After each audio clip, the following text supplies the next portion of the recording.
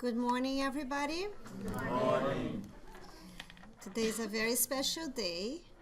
We have Suzana Simoes from Florida here with us.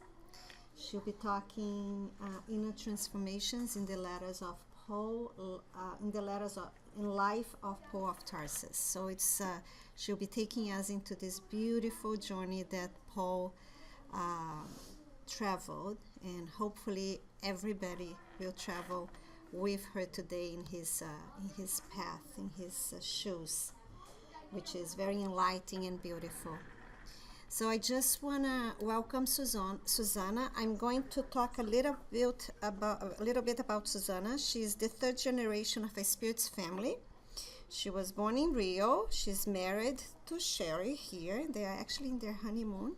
Yeah. And they have two children, beautiful children. She's a doctor of physical therapist, currently working as an assistant professor of Nova Southeastern University in Florida, and she's teaching courses in the area of neurology. She is one of the co-founders of the Conscious Living Spirits group in Miami. She was part of the board of the Federation as a second treasurer, as an auditor, and today she is the current president of the Spiritist Federation of Florida. She is a very inspiring Spiritist, and I'm sure today we are going to enjoy her lecture. I welcome everybody here today. So I'm going to be doing the opening, and I would love to invite Sherry to do the reading for us. So Sherry will be reading from our book, Our Daily Bread, from Francisco Cândido Xavier, by Emmanuel.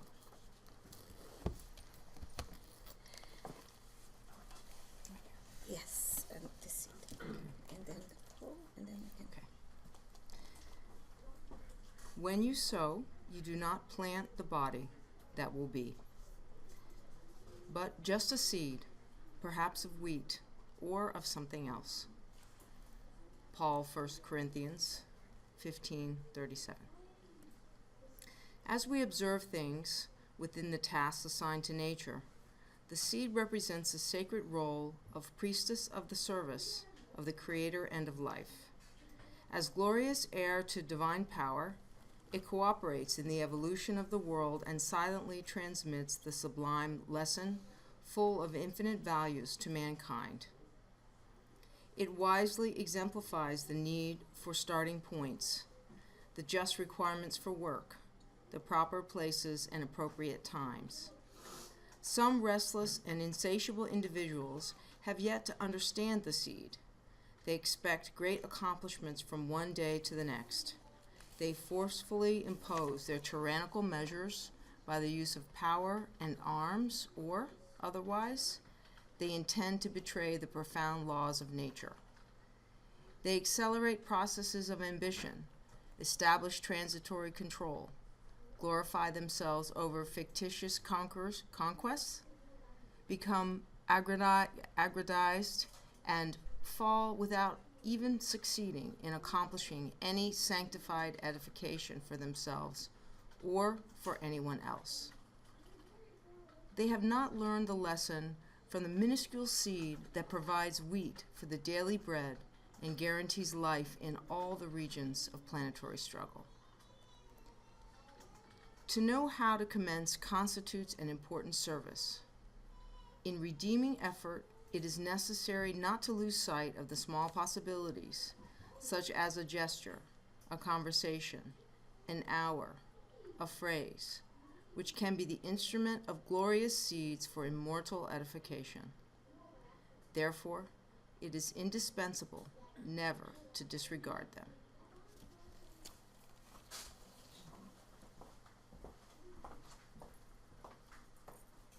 So now I invite you to close your eyes, if you wish. Elevate our thoughts to God, our Creator, to Jesus, our Master of Love, to all the spirits present here today, incarnate and discarnate ones. And we ask them to bring us harmony and peace and clarity in our minds and in our hearts so we can learn the lessons that are going to be taught here today. We ask the spirits, the high spirits present here today, to enlighten our friend Suzana, so she will be able to give us the best that she has in her. And with that, with our hearts filled with gratitude, we say, thank to be God, and so be it. Suzana, it's all yours.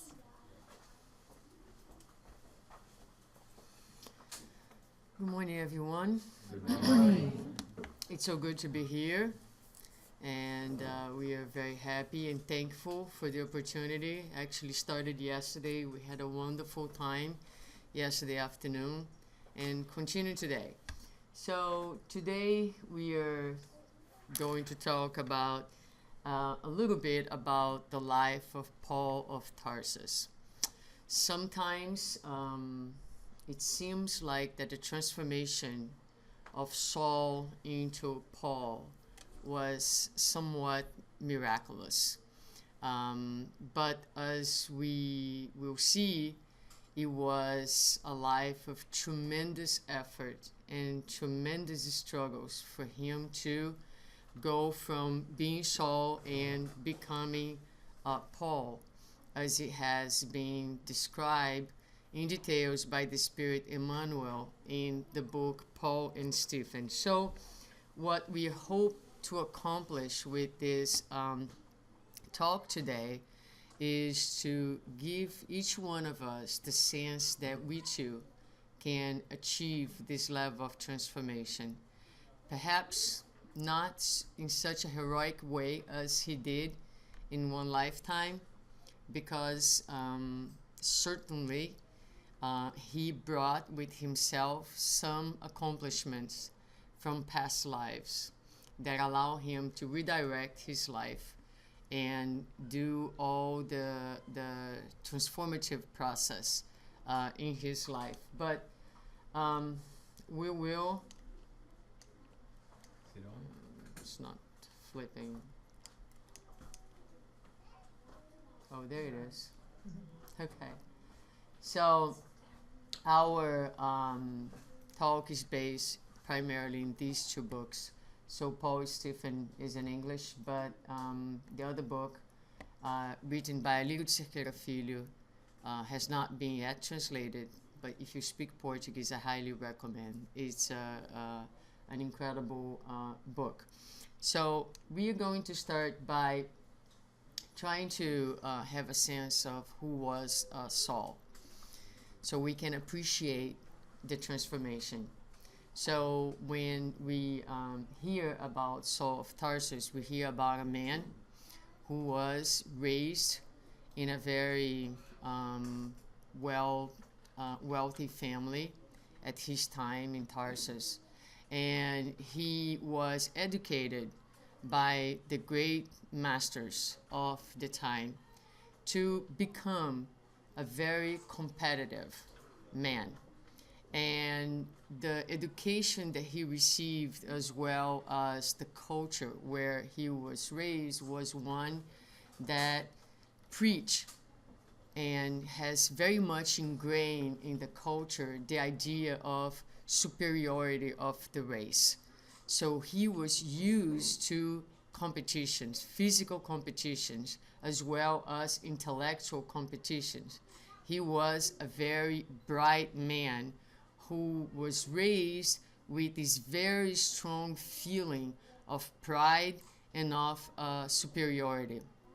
He was someone who knew the law of Moses and who was very loyal and to the law, and he became a doctor of the law.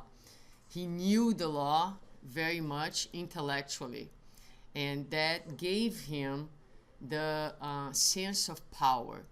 Not true power, because even though the law was well understood by him in cognitive ways, in intellectual ways, he was his life was based in the laws of Moses, in the laws of the world, in the laws of the culture of the time, and not into the divine laws.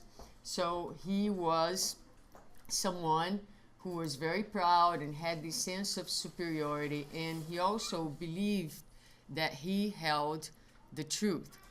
And so, because of his position and his character, he was someone who believed that he needed to disseminate his ideas. But disseminating meaning imposing his ideas. It was important to convince people of his truth, of his belief system. So we'll see a little bit of his character and his belief system in an opening dialogue in the book Paul and Stephen, when he was having a conversation with a friend of his, and he speaks about his ambitions. And so he will say in this initial statement, "My main political ambition is to increase my prestige among the rabbis. We mustn't forget that Rome is powerful and Athens is wise, and it is becoming more and more essential to awaken the eternal hegemony of Jerusalem as a tabernacle of the one and only God. Thus, we must see to it that Greeks and Romans bend their knees to the law of Moses." So, just to put this into the context of the time, Jerusalem was really nothing compared to the strength and the power of Rome and of the Greeks. However, in his ambition, he felt that they had the power and the mission of imposing the law of Moses, the law of one God upon Rome and the Greeks, which were big and powerful empires at the time. But that speaks not only to his level of ambition, but to his way of doing things through imposition, through force, which is always a sense a false sense of power, because true power does not come from force. True power comes from love. So we're going to see his transformation and how he goes from this illusion of power to being someone that by the end of his life understood what true power actually meant. Very well. So this is the old man. Now, the dialogue continues on, and his friend asks him if he had heard about the man of the way, about the Galilees, about these simple men who were healing and who were speaking about Jesus of Nazareth. And he says that yes, that he heard about them, and that Gamaliel, who was his mentor, had also spoken about them and said that they offer no danger to Paul or to the Synedrium or to their belief system. They were simple men who were simply helping one another. But Paul had already some preconceived ideas about those men, and he tells his friend that he's actually going to check. There's one guy named Stephen who was preaching and who was healing, and he wanted to make sure that those practices did not go against the law of Moses. So one day he goes, and he enters this place where he's immediately impacted by the people who were there, because once he enters the room, he sees who he sees. He sees the disabled, he sees the poor, he sees the elderly and the children, and he's bothered by the presence of those people who he wasn't used to be with. They give him the best seat in the house, and he starts to listen to Stephen. And he is moved by Stephen's words. he is impressed because Stephen was a very highly evolved spirit. In fact, a missionary that will, in the second part of the book, become Saul's mentor in the service of Jesus. But so you have two very bright minds, Saul and Stephen, but one serving the interests of the culture of the time, and the other one serving the higher interests, the divine interests. So they meet. And when they meet, the power of love, the power of Stephen makes Paul feel powerless. And so when one feels powerless, usually what we do is we attack. And a lot of times the way that we attack is by diminishing others. So we have a need to diminish others so that we can feel bigger. And that is precisely what he's going to do. So in listening to Stephen, at some point he stops and he will say, "Pious Galileans, where is the sense in this strange and absurd doctrine? How dare you proclaim the false supremacy of an obscure Nazarene over Moses right here in Jerusalem itself, where the destiny of the invincible tribes of Israel is being decided? Who was this Christ? Was he not a simple carpenter?" So right here he takes Christ and he diminishes him, right? When I put this slide together, I took a minute and I thought to myself, if someone would come to me and ask this question, what would I reply? What would I say? And so what comes to my mind is that I probably would try to share with that person my view of and my understanding of who Jesus is. Try to make a point about the superiority of Jesus. So, Spiritists love to say, well, Emmanuel in this book says that Jesus is the governor of the planet and he has been a Christ since the formation of our earth and yada, yada, yada. So, but what is it that a high spirit would answer? So the answer is beautiful. So here's what Stephen had to say to Saul. So again, was he not a simple carpenter? And the answer is, it is fortunate that the Messiah was a carpenter, for humankind will no longer be without shelter.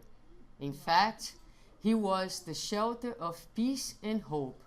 Never again will we wander aimlessly in the storms or in the wake of chimerical ideas of so many who live by calculation without the clarity of sentiment.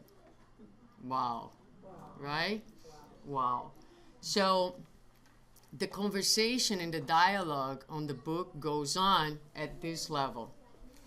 And so you can imagine how this man, Saul, who has been raised to be this intellectual and powerful authority, he is facing someone who is basically no one, but who shows with love and without losing his temper at any moment, his absolute superiority, the real superiority, which comes from the moral achievements that he has had.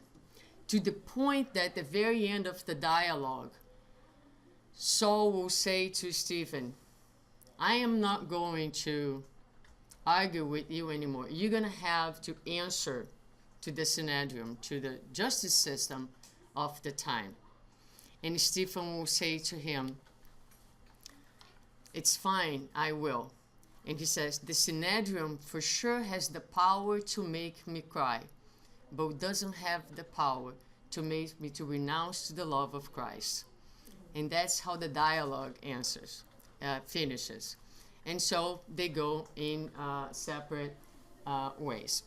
And so in this dialogue, what we have is this difference. On one side, you have someone who is has a lot of pride, hate, and powerlessness against Stephen, who was in a place of full connection with Jesus and with love, and had therefore the true power. I always like to think about this idea of true power, because he had the true power, not the power of imprisoning, not the power of diminishing, but the power of loving. And when you love that much, nothing or no one takes away your peace and your harmony. So it's the power of staying centered. It's the power of staying in line with love. When you're in that place, no one and nothing can disturb you.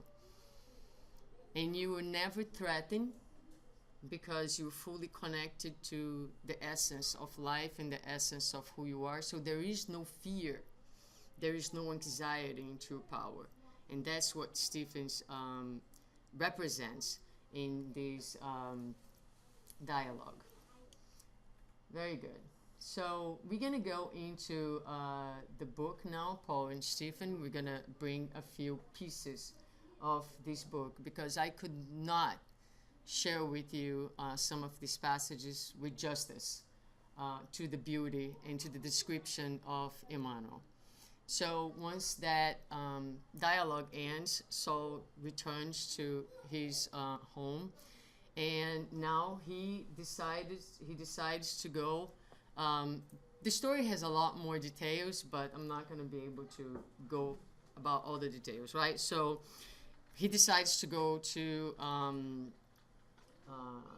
Damascus, seeking to find one of the persons that he held responsible for the conversion of his fiancée at the time into Christianity. So he goes after a man named Ananias. And that is the passage that we all know well, when he meets Jesus. So Saul meets Jesus, and Emmanuel is going to describe this moment with these words. He finds himself enveloped by a light different than that of the sun. His vision seems to have extended to the infinite. Another light bathes his dazzled eyes, and on the path which the rent atmosphere has unveiled to him, he sees the figure of a man of majestic beauty, giving the impression that he is coming down out of heaven to meet him. His robe is made of luminous points of light. His magnetic eyes, full of sympathy and love, illuminate the grave but gentle face, haloed by divine sorrow. Saul of Tarsus contemplates him in a profound wonder, and it is then, with the intonation of an unforgettable voice, that the unknown figure makes himself heard. Saul, Saul, why do you persecute me? The young man from Tarsus did not realize that instinctively he was on his knees. Unable to grasp what was happening, he pressed his heart in a gesture of desperation. An irrepressible sentiment of adoration had overtaken him completely. What could this mean? Who was the divine figure he was beholding framed against the open firmament, and whose presence was flooding his heart with unknown emotions? Saul asked in a trembling and fearful voice, "Who are you, Lord?" Haloed by a balsamic light, and in a tone of inconceivable tenderness, the Lord responded, "I am Jesus." Very well. So in that moment, something happens. Saul dies. And let's stop for a moment and think about this, because the whole purpose of the talk is to share the process of inner transformation. And it's always important, as we hear and meditate and go into a little bit of philosophy, to bring it back to our own lives, into our own processes and journeys. So if we are willing to achieve inner transformation, to accomplish that within ourselves, we need to be ready to mourn and to grieve. Because inner transformation calls for what Carlos Pastorino, in one of his books, called the necessarily daily resurrections of the soul. So he speaks about the role of reincarnation in our lives as being the opportunities of restart and renewal, and the process of opportunities for the expansion of consciousness. But he says that within our lives, every day, it's necessary that we resurrect. It's necessary that we let go some of the old so that we can embrace the new opportunities. So inner transformation is a painful process often, because we need to let go of old habits, of old illusions, of old values. And we all experience at first a sense of loss, which is also an illusion, because there is no real loss, but it feels like it is a loss. And the ones who are going to be able to transform are the ones that can withstand, and we can sit with the discomfort of that initial moment that seems that we are losing something, until we get to the other side of the edge, the other edge of life, to understand all the things that we have actually gained from the process. Now, this happens in our lives in, a lot of times, homeopathic dosages, right? That's all we can take. Imagine this moment where this man, with all his passion, because he was passionate, because he was a righteous man, in the wrong direction, but he was a righteous man. He was an intelligent man who believed deeply that he was doing the right thing. And then suddenly this figure, this loving figure, appears to him and says, look, you were walking the wrong direction. So at that point, he needs to let go of everything that he believed, and he is invited to start anew. So Emmanuel will describe that he bent to the ground, convulsive weeping. He felt like a mortal blow had reached him. He felt like the destruction of all his principles at once. He felt tremendous shame, and he felt his spirit to be lacerated. So that's how he describes that moment and his feelings in the moment that he sees Jesus. Now, what would you do? I would probably be there on the ground for months without being able to move, right? Feeling like, oh my God, I am the biggest sinner of the entire universe. I deserve no mercy, right? I'm going to hell and be there forever. That's probably where I would be. Because for much less we feel this way. For much less we feel like we're monsters, that we don't deserve love, that we don't deserve what we have. And, we very quickly to crucify ourselves a lot of times, and we leave ourselves up there in the cross. So anyway, but let's see what he did. Emmanuel continues, in a flash, the young rabbi considered the extent of that gesture of love. The tears gushed from his embittered heart like pure lymph from an unknown fount.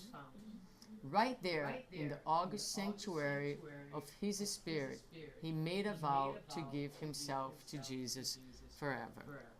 So I really like when he says that he considered the extent of the gesture of love, showing that no one is lost, and no one is in this life without the attention and the love of the higher spirits and Jesus, who actually cares about every single creature. God takes care of each one of us individually.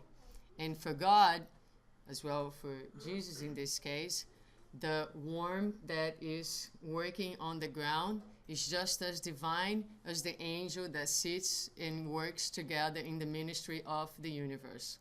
Because when God looks at each of its creation, it sees what that creation will one day become. It sees the perfection because everything that God has created is perfect. So that's something, a feeling that we need to try to develop within ourselves. The feeling that we are divine beings, just as God sees us. So he considers that gesture of love. And then here, the crying, right? That clings a lot of times. There is this idea that crying, we shouldn't cry. Spiritists should not cry, right? Because we know so much, we shouldn't cry. And I always say, why did God put tears in our eyes for? Right? So that we can, these are very important moments where a lot of times in those tears, there's so much cleansing that goes on into our soul. Such an important process in the transformation. And so he vows to give himself to Jesus forever. What does that mean? He makes a resolution, and we're going to see a gesture of incredible humbleness from him at this time, and he goes out to service. So I was talking about this yesterday. At that moment, what does he say? He says, Lord, what would you have me do? So he made a resolution at that very moment, and he asked Jesus. He wasn't demanding from Jesus, I want you to do this or I want you to do that. Because that's what we in our humanity, a lot of times we will do.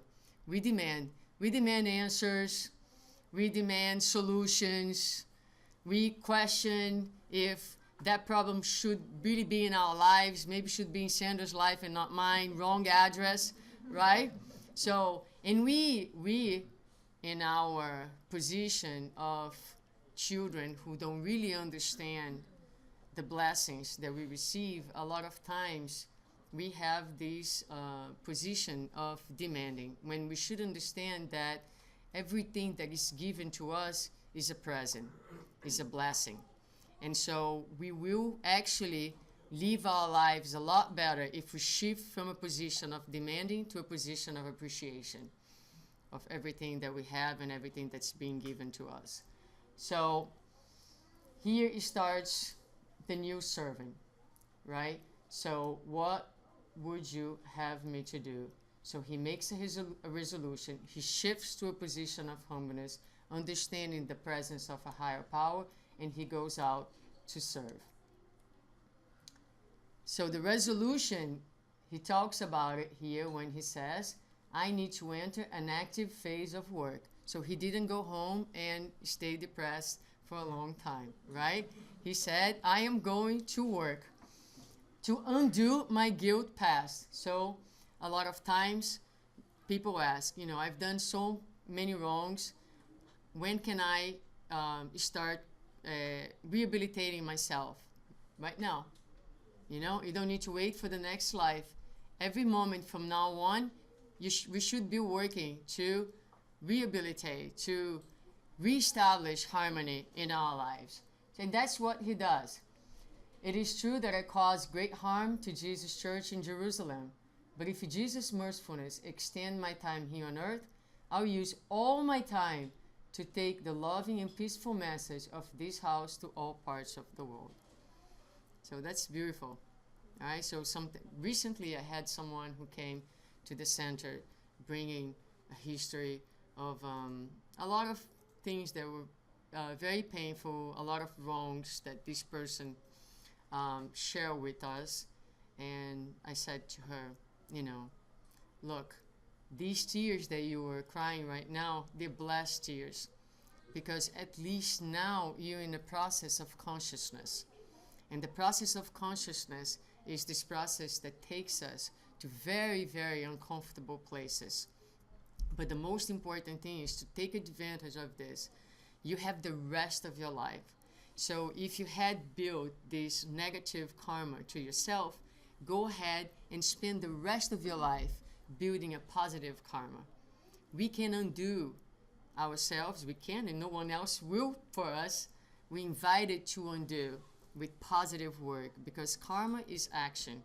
In the same way that our lives today, we live the results of a lot of negative karma, so to speak, that we have one day. So it is within our power to change and to write a new story for ourselves. And that's basically what his resolution was. And he, as we know, goes on to do his work, visiting the churches, founding churches, and helping the disciples. It gets to a point where he is invited to go to so many places that he is anxious, because how can he be everywhere? So one day he receives this message that he should write. If you cannot be anywhere, then write the letters and send the letters to the churches with your advice. And a lot of those letters are written through mediumship and dictated by Stephen himself under the guidance of Jesus. So it's the importance of knowing and understanding the content of these letters. And let's look at what some of them says. To Corinthians here, he will say, I have the right to do anything, you say, but not everything is beneficial. I have the right to do anything, but I will not be mastered by anything. So in the process of inner transformation, he's speaking to us that yes, at this point, and once you become a spiritist, you can't go back, right? So once you know, I'm sorry, there is no going back. So now you have to make choices based on your knowledge. Can I do this? Can I do that? You can do anything and everything. The question is, does this thing serve me? Will this behavior, will this attitude bring me peace and harmony? Is this in line with what I have learned? And sometimes we will say, no, I'm not going to do it. And sometimes we'll say, forget about it. And we do it, right? And then we wake up in the next day and we can even look at ourselves in the mirror because the level of discomfort is so high, right? So that's when you say, okay, once more, I was a little stubborn because I knew better. Let me push the reset button and start again. And that's it. The process of inner transformation is like that. That reset button is going to have to be pushed sometimes 1,000 times. Paul in the Spirit's book, at the very end, I believe it's question 1009, and I only know that because I was recently studying it, so I don't know those questions in the Spirit's book. But he talks about the concept of sin, and it's a very, very beautiful answer, because he talks that it's this fake movement of the soul when we make a mistake, and that suffering comes as a result of that to make us dislike the outcome that choice brought to our lives. So it is a force that leads us to dislike the results of our own choices in ourselves, so that from dislike we can gather the strength to choose differently the next time. It's a very, very beautiful answer from Paul in the Spirit's book. All right. So this is an interesting question in the Spirit's book as well. Is it as bad to desire to do wrong as it is to do it? That depends on the specific case. If you voluntarily resist the desire to do wrong, especially when there is a good possibility of fulfilling that desire, you are acting with integrity. But if your reason from not doing something wrong is the lack of opportunity, you are as guilty as if you have done it, right? It's an interesting answer. Makes us think about it. But we are acting with integrity, because we would hope that we don't have certain desires, that we don't have certain feelings, but we are where we are. But we have the knowledge. Yesterday we were talking about getting to know ourselves. So we have resources today to say, I still have these feelings, but I can choose to act or not act on those feelings. Very good. So to Romans, he's going to talk about his struggles, because it was not always easy for him.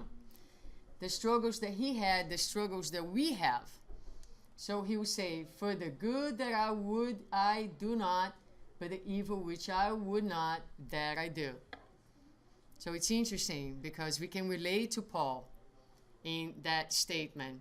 Well, I don't know about you. Let me speak this way. I can relate to Paul with that statement, right?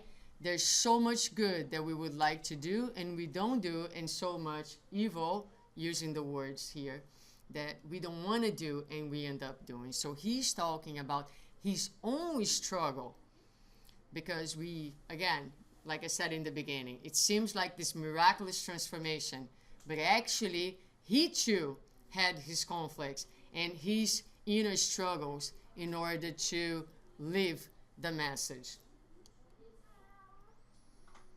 And then he will talk to us about the role of will and faith, especially in these moments where we are struggling. So in this letter to Philippians, he will say, I can do all this through him who gives me the strength.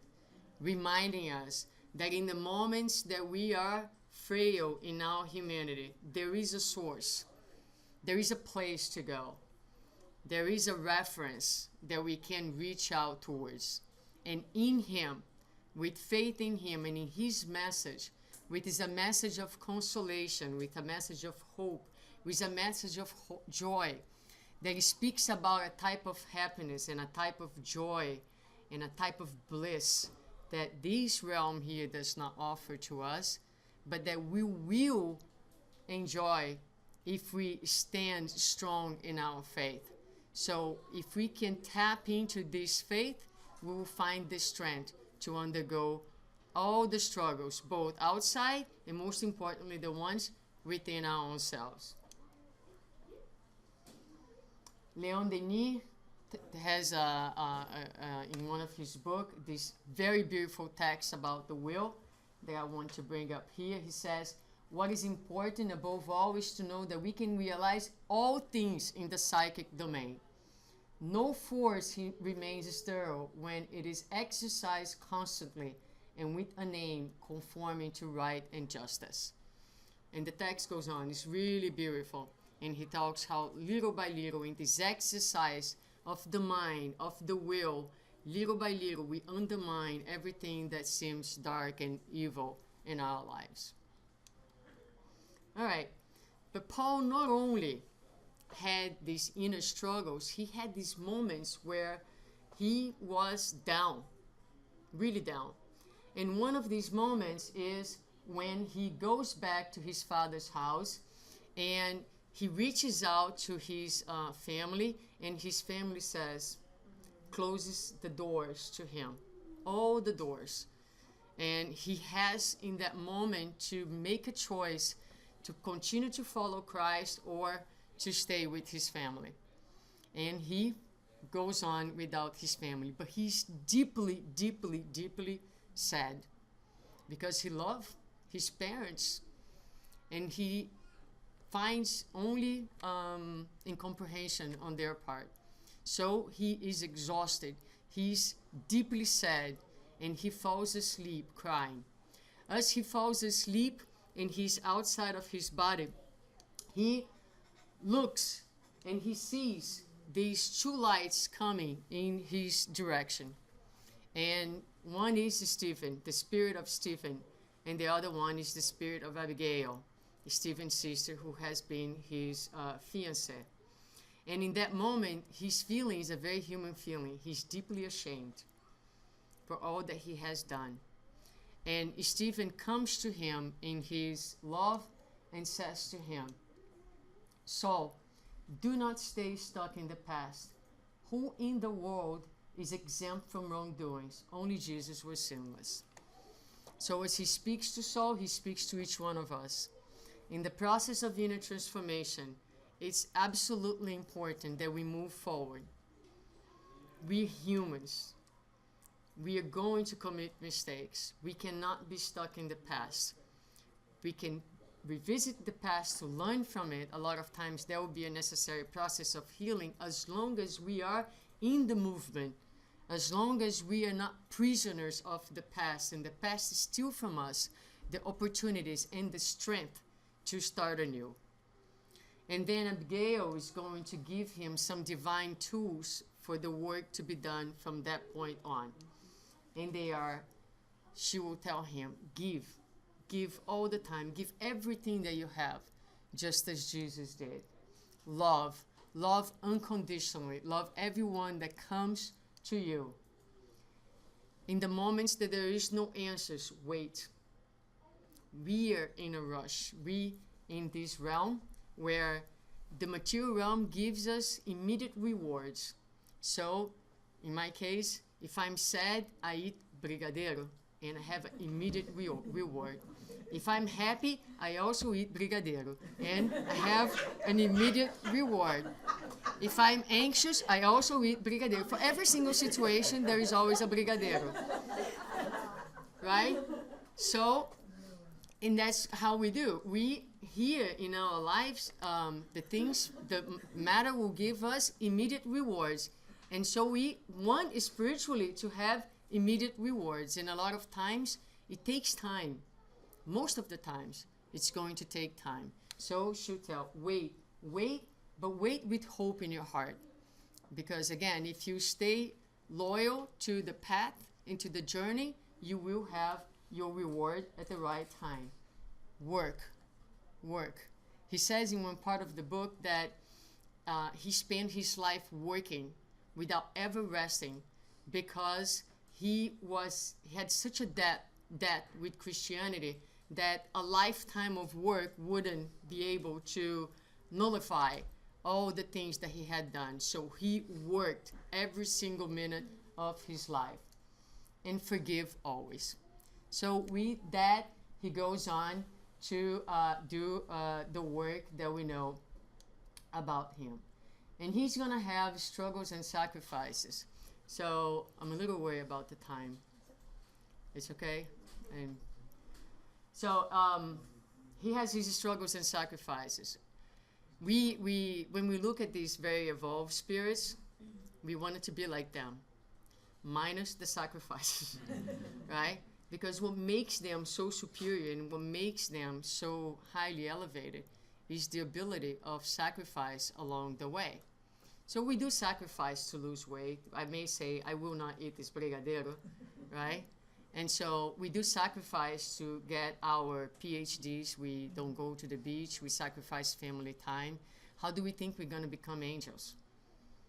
Just going about our lives, right? So he had a life of tremendous struggles. He will say in the book that every single city that he left on the stones, or he was to prison in those cities. He was persecuted in every single place that he went to talk. And he will speak about these struggles. Paul kept himself strong and above the least frictions. There were annoyances, adversities in the public square, unjust accusations, cruel slanders, powerful threats sometimes fell on them unexpectedly, but the brave apostle of the Lord continued serene and firm through the storms. It was essential for Jesus to triumph in people's hearts. So that's beautiful. We were talking about this yesterday. The importance of what are we working for? What's the main goal? The main goal is we need to put aside a lot of times our small things, because ultimately that's what we are working for. We want to see Jesus triumph in people's heart. And when I say Jesus, I don't say the man, I say the message, right? So that's true for any religion. The principles of love, of brotherhood, of forgiveness. All right, so it's coming to an end here, where we see that his journey is not an easy journey. He went from being in a completely distorted perception of life. He had a life of tremendous amount of struggles. He had losses. He lost his family. He was persecuted. He had his own inner battles, his own inner struggles. And it gets to a point where there's a shift in his consciousness. There is a point where we can say he is transformed truly into a new man. And so, let me go back here and just tell you the circumstance of this dialogue. So now he is a prisoner, and he asks to be judged in Rome because he was going to be crucified, and he did not want to be crucified in the same place that Jesus was crucified because he didn't want to be compared to Jesus. And so he asked to be judged in Rome, and he is about to leave. And at that moment, he is by the beach. They're going to take the boat to go to Rome. And the crowd and all the people that had been helped by him, men, women, elderly, disabled, a crowd, a big crowd of people surround him. For the first time, he hears, I'm sorry, every time I say that, suddenly start to cry, make me cry, stop crying. I came in the car reading this, and Sherry's next to me, and I'm like, so anyway, it's just very beautiful because the way Emmanuel describes is like all these people are surrounding him. And he at that moment remembers when actually he took Peter to the prison for the first time. He was the one imprisoning Peter. And now he is there to be taken, to be crucified. And the crowd is adoring him. The kids for the first time are calling him Father. So he feels deep inside himself a tremendous amount of joy, because the same crowd who saw him as the soldier, as the persecutor, have now embraced and love him tremendous and deeply, and were very sorry to see him leaving. And when he finally is able to get into the boat to leave to Rome, Luke is next to him, giving him support, because at this time he's old and he's frail.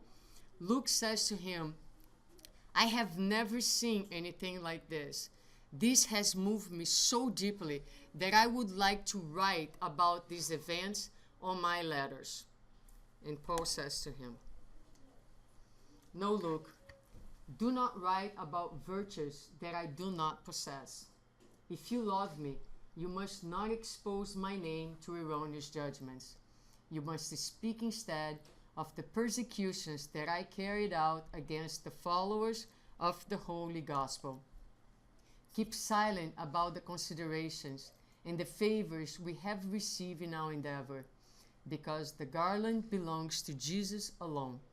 It was Him who lifted us out of our anguishing misery to fill our emptiness. It was His hand that charitably took us and redirected us to the holy way. These joys and divine emotions belong to Him. Therefore, let us not have the least concern about relating episodes that would leave a door open to vanity.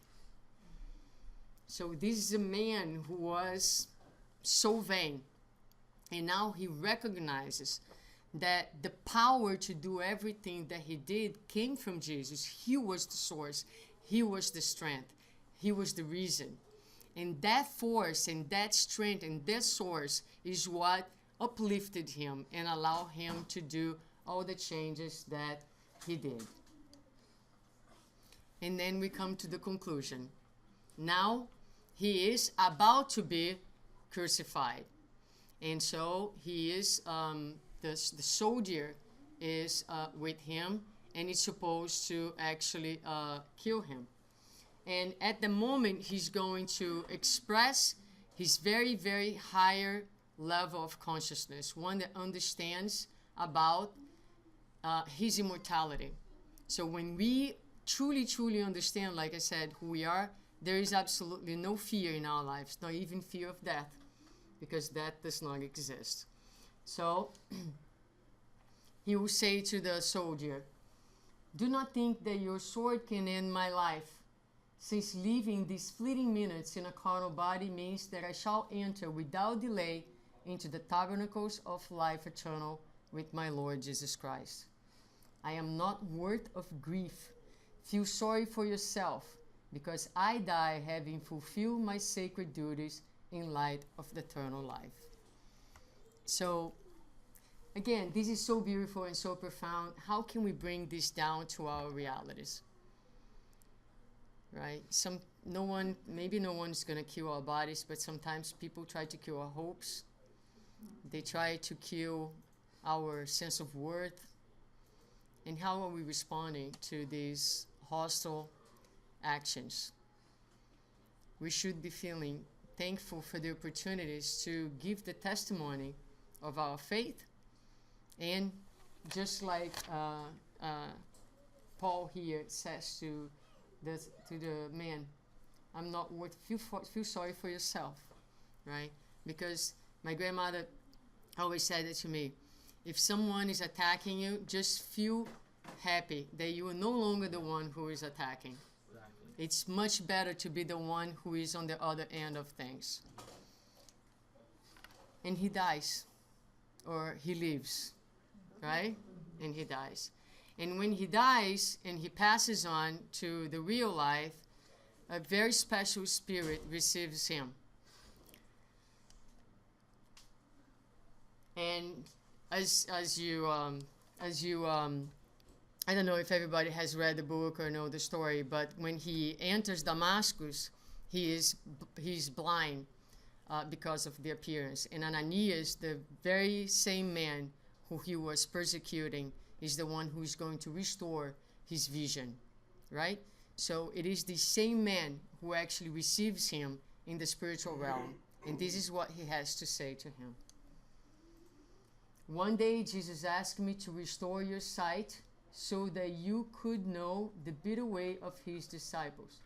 And today, Paul, he has granted me the blessing of opening your eyes for the contemplation of life eternal. Stand up. You have vanquished the final enemy. You have attained the crown of life. You have reached the new realms of redemption. Behold now the beauty of life eternal, so that we may go meet the beloved Master. So as he enters the spiritual realm, one more time, he's blind. He can't see. And the spirit of Ananias comes and restores his vision. So we too are in the process of having our visions restored, so that we can see more and more what the message, this is what the message of the gospel is about. We live in a planet and we live in a life, according to the Spirit's book, where we cannot be absolute, we cannot enjoy absolute happiness. We can be as happy as possible by trying to align our lives and our thoughts and feelings to the love of God. The more we can do that, the more peace and harmony we are going to enjoy. But there will be moments where this is not going to be possible. Not to worry. We need to think about the rewards. Some rewards are not coming immediately, like my brigadeiro. But we're going to hold on to the faith, because we know that one day, we are going to get these rewards. The reward, the best rewards of all. The reward of a consciousness in peace. The reward of harmony within ourselves. The true power, the power of love, just like he was able to accomplish. Well, this is it. I'm so sorry I passed the time tremendously. But I know, but I like to be disciplined, and I just fail a little bit here, but I'll forgive myself. And are there any comments or questions?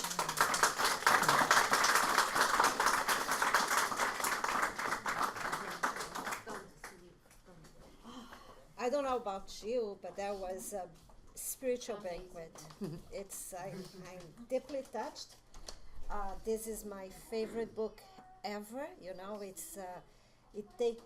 took me to places in my soul that I didn't even know that I had in there. So I truly, there's no words that I can thank you, my darling. Thank you so much.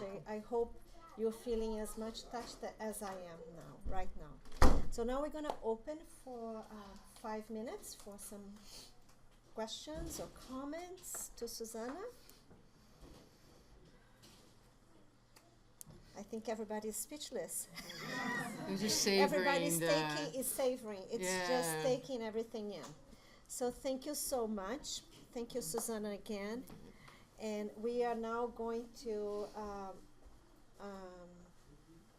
today we don't have the passes, as you know. It's our lunch and learn, but we do have a final prayer, and I urge you to stay. Today is our lunch and learn. Jaqueline cooked us a delicious Italian meal. So for all of those who are staying, and you know the drill, after we finish here, just have to push the chairs aside so we can bring the tables for our lunch and learn. But before we do all of that, and before you all leave, I just wanted to take a group picture with Suzana, okay?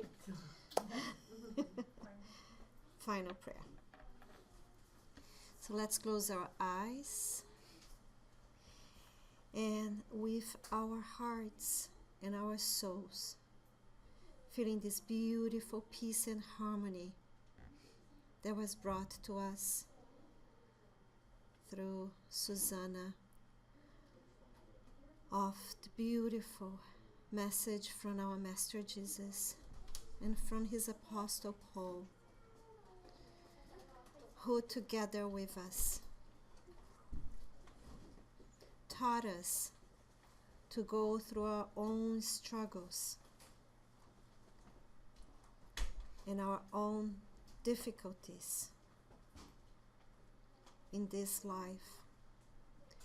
And we ask them strength to overcome all of them and continue in our path of moral progress. In being so, we want to thank God, Jesus, all the spirits present here today, the incarnate and discarnate one. We want to thank Suzana and Sherry for coming here to Toronto, to Canada, that brought us so much knowledge and inspiration for our work to continue spreading the teachings of Jesus Christ. God, enlighten our week, giving us the hope, the happiness, and the peace that we need to keep moving forward. And so be it.